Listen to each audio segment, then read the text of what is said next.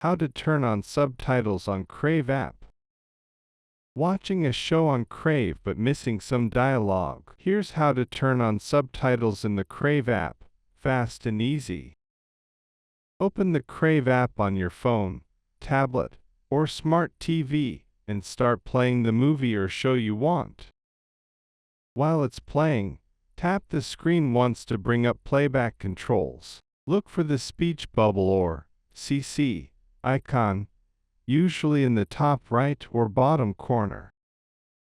Tap it and select the subtitle language you prefer, usually English or French. Subtitles should appear instantly on screen.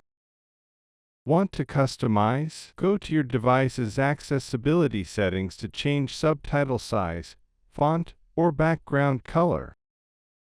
That's it. You're now ready to enjoy every word on Crave. Thanks for watching.